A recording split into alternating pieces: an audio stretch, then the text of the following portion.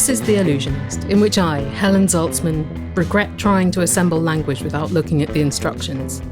So much has happened since we last convened. Sad stuff out the way first. My father-in-law died. That really sucked. R.I.P. our beloved Santa Dave.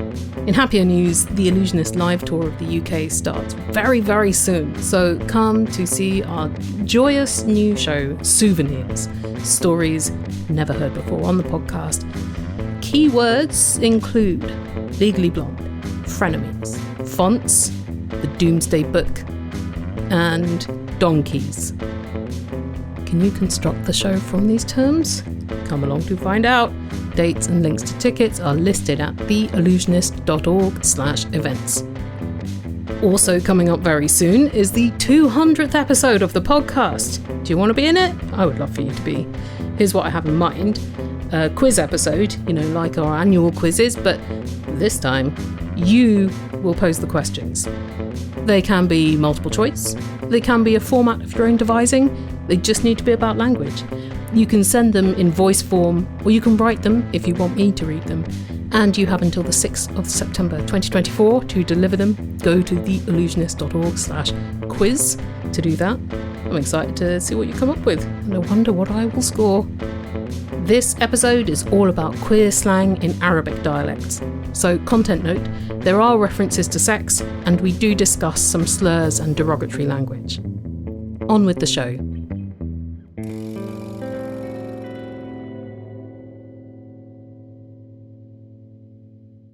The idea for Takweer was simmering for a few years until my friends got really bored with me talking about it all the time. And they're like, just do something. Just start somewhere. And eventually I set up the Instagram page really as a space to collect my thoughts, and somehow inadvertently ended up making an archive. But it was a desire to collect, explore, research, celebrate, and archive those instances that I share with my friends, queer friends, in passing. It was the things that we would talk about, the references that we make, the jokes that we make, the certain stories from cinema or TV or pop culture that we're familiar with and where our queer identity seems to be anchored in. But there was never a space that was accessible that other people could also tap into and feel somehow a sense of belonging to this wider community. Hello, everybody. My name is Marwan Kaabour. I'm a Beirut-born, London-based designer, artist, founder of Takweer, and the editor of the Queer Arab Glossary. In 2019, Marwan launched Takweer on Instagram to document queer Arabic history, pop culture, memes, and language. Potentially, it was also a challenge to this kind of internationalized version of queerness where we are all expected to express our identity in a specific way or have specific idols. Like, I found people in my country like talking about Stonewall or something. And I was like, that's wonderful. But we have our own moments. We have our own landmarks. We have our own pivotal moments that define our history as queer people. So I wanted to make that space so that others can easily access it, so that our own interpretation of our queerness becomes verbalized.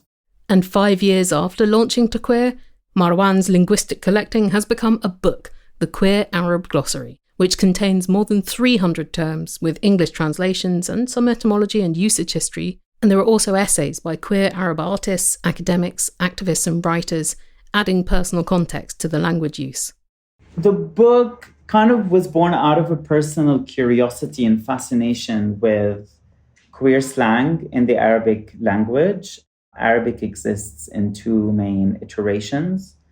Standard Arabic, it's a formal type of Arabic that we learn in school, and it is what is used to write speeches and essays and how news anchors speak, how a political leader might be giving a speech or your graduation ceremony or something. But none of us actually speak using Standard Arabic. We speak using dialect. And dialect is a mix of Standard Arabic plus more localized influences For example, me as a Lebanese person, I speak with a Levantine dialect, which is infused with a lot of Turkish, Aramaic, French, like words that people use here that are different than those in different parts of the region. While in Iraq, it's infused by a lot of Kurdish and Farsi. In North Africa, there's a lot of Amazigh and French. So dialect varies massively from one region to another. And the book concentrates on dialect and not standard Arabic, not the formal words, but the slang words. And it varies so much that sometimes it's difficult for us to understand each other. So what the book is, it's a glossary of 330 terms and words used in slang to refer to someone who is queer or perceived as queer. And it's divided by the 6 main Arabic dialects that cover the entirety of the region. No biggie then? Not at all. Piece of cake. Had a resource like this ever existed before? Not that I know of. There are historical books that mention the dirty words or the dirty slang of this region, and some of which are connected to queer people. But there has never been a book that looks at this entire lexicon from the queer perspective. So how do you go about building a glossary when you have to do that yourself from scratch? Yes, it's a good question. Like, why would a graphic designer with a steady job decide to open this kind of worms? My first idea was to create a visual mapping of this language, to kind of recreate the map of the Arabic-speaking region using the words that I'm exploring. So I began by writing down the words I knew personally or came across. And then I resorted to the page's followers themselves. And I asked people, can you tell me of words and terms that you are familiar with or that you have come across or use that are used to refer to queer people or people who are perceived as queer in your language, in your dialect? And can you tell me who says these words and to whom are they normally used for? And then I would make sure that from each country, I was speaking to people who are part of different socioeconomic classes, who are part of different regions, who are of different ages, and who belong to the different parts of the queer spectrum. And this is how I built the meanings of the words. The resources were the people, because I don't think there's anyone better to tell you about what a word means in slang than the people who use it.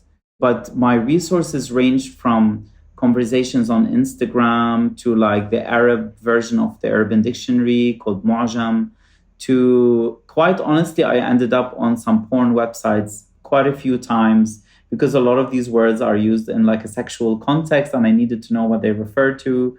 And some interesting historical documents that reference some of these words.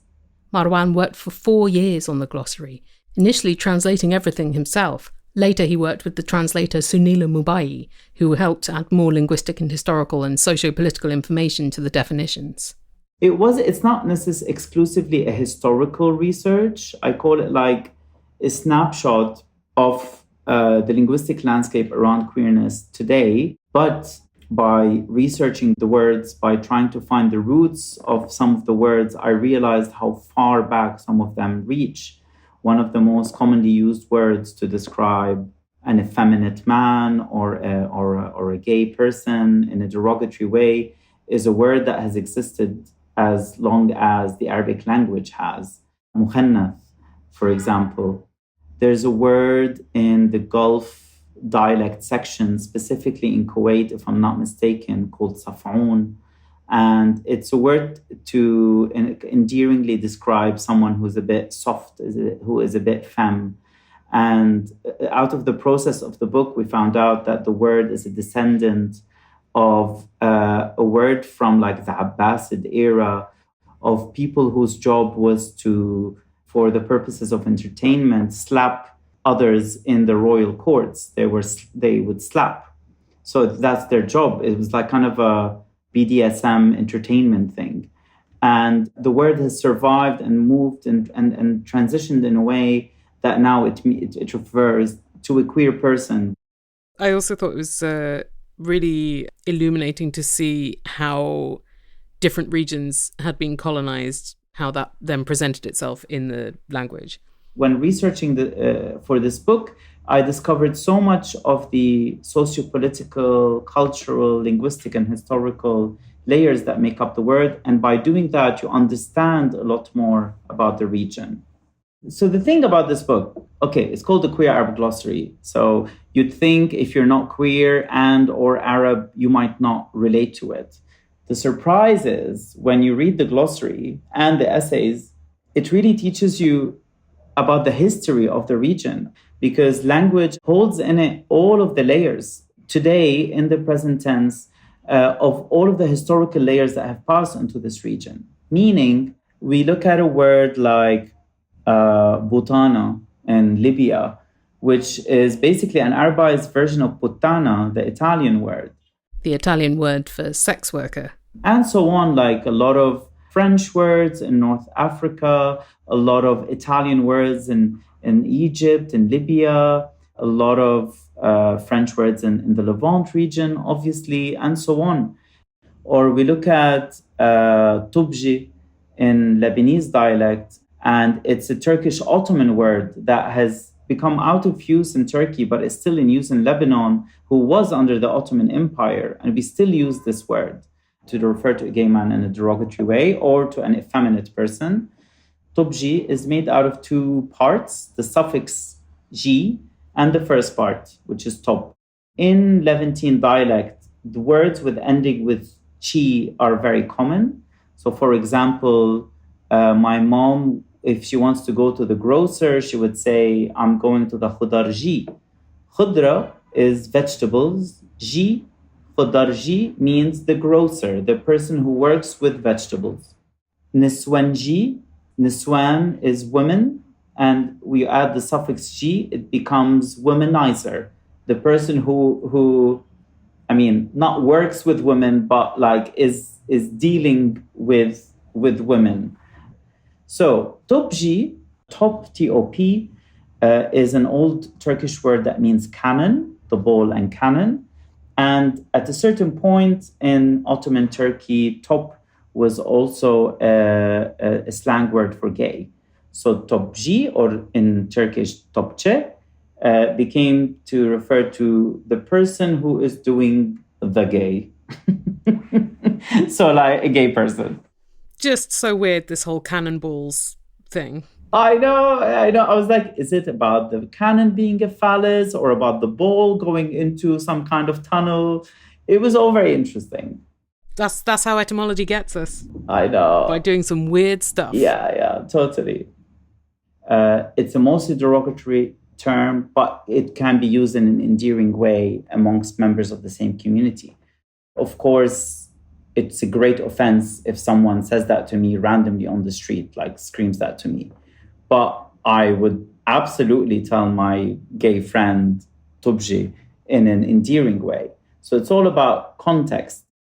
Most of the words in the glossary can operate in two ways. I actually had like a column when I was working on the spreadsheet to differentiate between derogatory and endearing terms, only to find out that there was no way for me to make that distinction without knowing the full context of how a word is said. Who is saying the word, to whom it is being said, in what context is it being said, what tone is being used when the word is being said, and at what geography and at what time in history. All of these things make up the meaning of the word. Some of the metaphors in the glossary were also familiar from English language slang.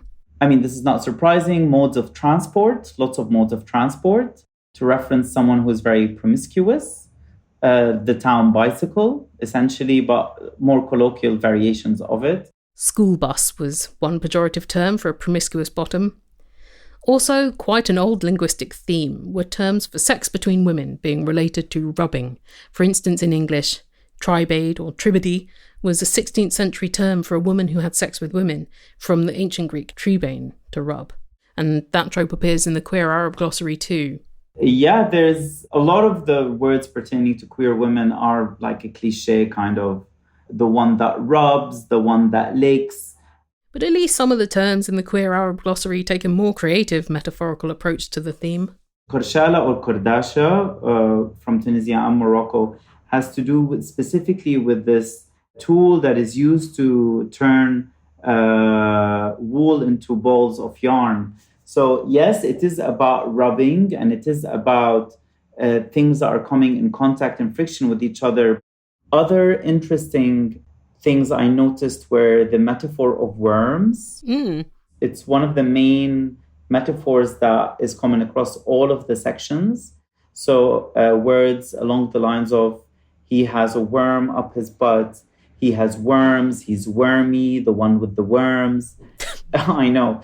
And the meaning, I guess it varies. We weren't able to hone it down into one specific source, but it's either the presence of a phallic like thing in a man's behind to imply that he's gay, or he has something up his butt that is itching that only sex with a man will rectify, or the more difficult meaning that implies that gay men are riddled with disease, which is why they have worms. I mean, it's all very macabre, but like it's also what's there. So the analogy of the worms was interesting. Yeah, I mean, not just worms. There were a lot of other creatures. There were like horse, cow, pigeon, crocodile, mouse. Yes. Mule. But they all have, I think, worms was a constant metaphor, but the other animals refer to different things. So like you have the horse, which could be like a virile man. The crocodile is an older man who's trying to hit on younger men, but it's a bit like cringy because crocodiles live to a very old age. Other things is the use of very cute animals to refer to twinks, or like a soft, effeminate boy, like a butterfly or a puppy or a chick. There's the phrase, has been licked by a cow, to refer to someone who's like been coddled, so that's why he's gay. There's the hyena in Syria to refer to a very insatiable gay man. There's the falcon in Sudan, which refers to a lesbian woman. I love it because some of them make sense, like the crocodile makes sense because the crocodile is old. But why a falcon? I love that a falcon is a lesbian. This isn't unique to Arabic, but Marwan found far more terminology pertaining to queer men than to queer women. In the beginning, I thought it might have to do with my own positionality as a gay man, that maybe I don't have access to something beyond what I'm comfortable with, and maybe the people who follow me are similar. So I was like, okay, let's do an extra push to specifically have in the interview section or a portion of the research where I reached out specifically to queer women from the different regions to try and address that, only to find out that the words really weren't there. And it was mainly because, like society, like the queer community is a reflection of the wider community, which in the Arabic language or in the Arab world, but also internationally, is yet to give women's sexualities, women's bodies, and women's sex lives as much of a wide pool of lexicon as they do for men. And whenever there were words, they always brought back the queer women to a man. So you're a tomboy, you are like a man, and variations of it that you would spot in the glossary. So that was a common thread, which wasn't surprising. At the end of the day, we still live in highly patriarchal and misogynistic societies. One term that is used for women refers to the Hajj pilgrimage to Mecca. Al-Hajj Dakar. Al-Hajj Dakar means who's an honorary title to someone who's done the Hajj. But Al-Hajj is also a way to refer respectfully to an older man, not necessarily just someone who did the Hajj, but that's where it comes from. Dakar is like the alpha. So Al-Hajj Dakar means like the Sir Alpha. And it is used, for a woman who is masculine presenting. Like she supersedes gender and she becomes the alpha straight away. I noticed that most of the terms for men were ones referring to being effeminate or to being a bottom rather than for being a top or very mask. I mean, not surprising. Again, it is a reflection of the fact that, one, women's sexualities aren't seen or perceived with the same degree of seriousness as men.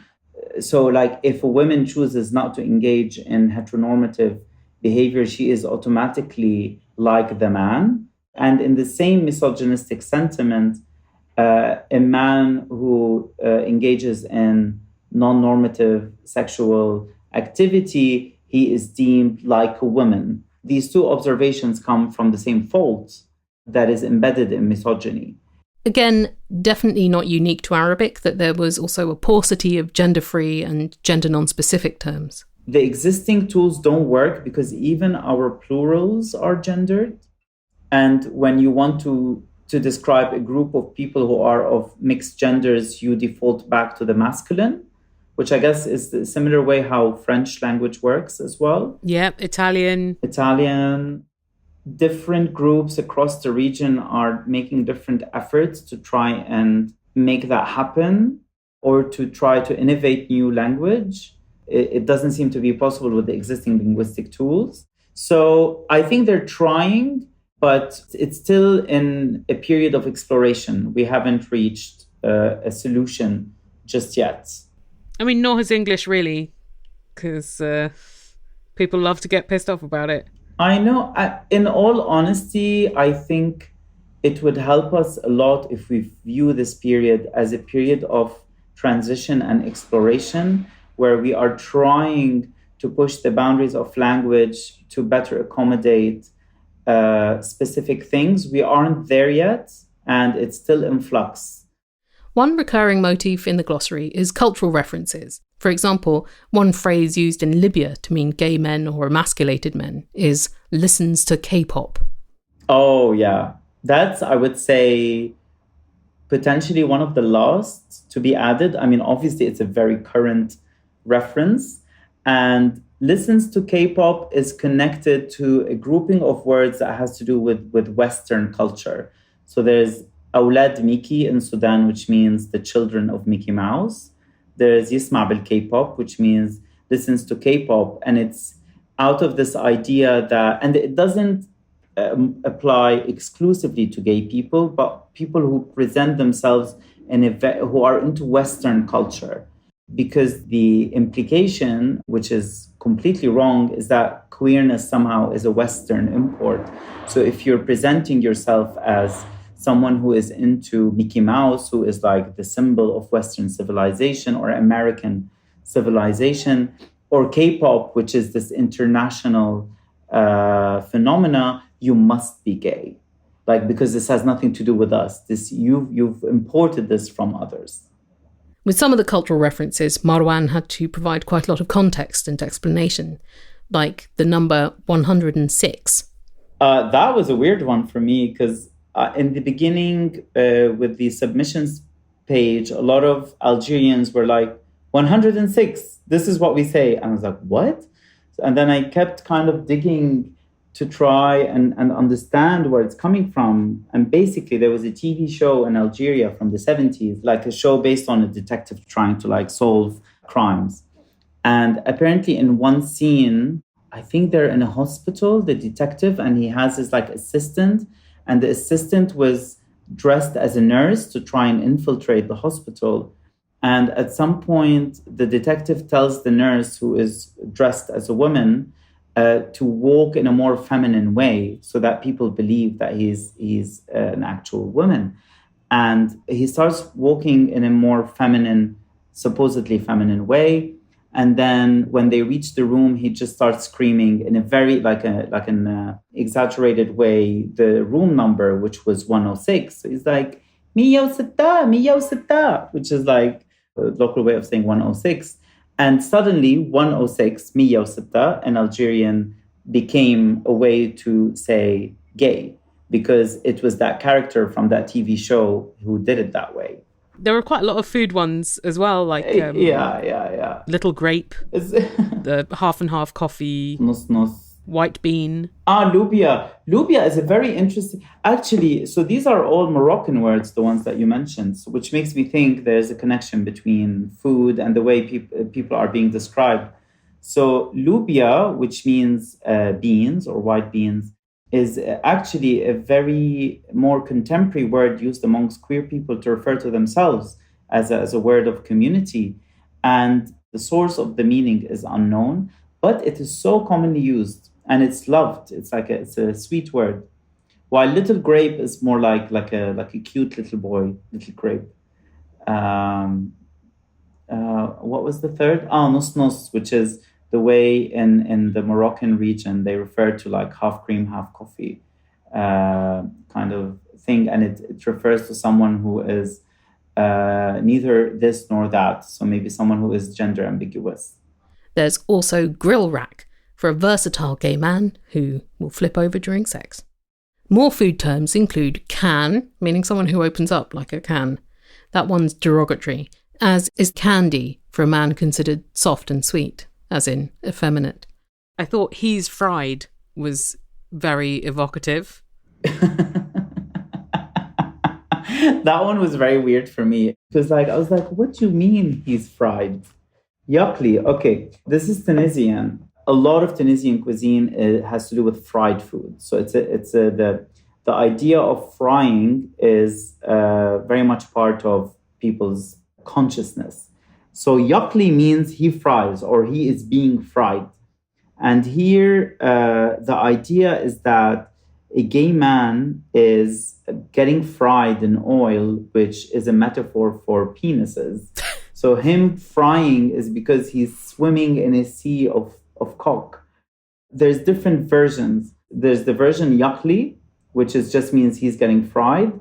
And then there's the full version yuckli bizubub, which means he is getting fried in penis, which kind of refers to like more of someone who's the bottom.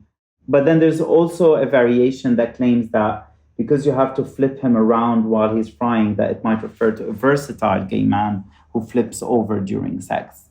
So it's very multiplicity of very complex meanings around frying gay men.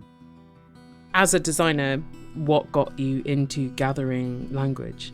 My father, who is an artist himself and a former Arabic language teacher, when I was young, whenever I would inquire about a word when I was younger, he would reply with a full etymological background of every word. So that was my experience of language. He was like, oh, this word came from this root, and then you conjugate it in a way that becomes this. So it was a game that we played. And I found out during my practice that text, language, and typography became very central to my design practice. It's kind of lucky that your dad's enthusiasm for etymology didn't just make you go, oh, Dad, shut up, and make you run far, far away. I never thought about it before this book. I thought it was something that had died out. But then it was my friends, they're like, no, it hasn't. They're like, you always do this to us. So I just internalized that, yeah. That's very cute. Yeah. Of all the things you can inherit, that seems very wholesome. I know, like what we call dad jokes. I'm deemed the king of dad jokes because I always like, whenever someone says something, I take the words and I like play with them around like Play-Doh, and then come back with like a word play that I think is very witty, and they just give me this slightly disappointed look on their face. It's like, here he goes again. Oh, I'm sure they appreciate it afterwards. Oh, for sure. I have my conscience is clear. They could handle it. Is your dad still around? Yeah. He's next door, actually. Is he excited to have so much more language that you've gathered for him to add to his repertoire? Yeah, in all honesty, this project is the moment where he finally has an entry point into my practice and is able to understand what I do. Because he's always been very supportive, but like many dads or many parents, they're like, I'm not entirely sure what my child does. but I'm happy for him. Try being a podcaster. Exactly. So I'm currently in Beirut, and I came mainly to do my book launch here. And I had my parents in the auditorium where we were having a panel discussion. And I looked over and he was smiling and looking very proud. And I feel like it was really the moment where he's like, okay, now I know what you're doing. And this is very interesting. So I think this book has definitely played a part in bridging the kind of the generational and cultural gap between us. Marwan Kaabour is the designer of books, including the Rihanna book. He runs the online community Takweer, and he is the editor of the Queer Arab Glossary, out now in many territories, and the US edition will be released this September, all with amazing illustrations by Haitham Haddad.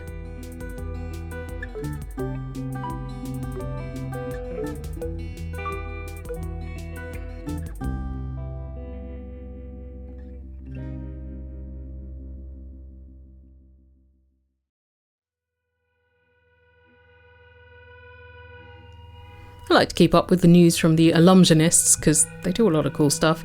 Rose Everleth, who appeared on the Future Is Now episode and used to make the podcast Flash Forward, has a new podcast series out called Tested about the history of sex testing in sports. There are all too many media organisations that I would not trust on this subject, but Rose is someone who we know will do a diligent, smart job, and they have spent more than 10 years researching this and getting the show made. And at last it's out, and very topical. I went into the Allusionist Patrons Discord to recommend it, only to discover that several people already were recommending it and listening to it and talking about it and getting a lot out of it. You can find Tested in the pod places and at tested-podcast.com, and I'd recommend a visit to that website also because there are a lot of great resources posted there, including language ones, and the newsletter is really good as well.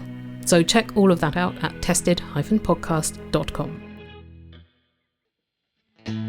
Your randomly selected word from the dictionary today is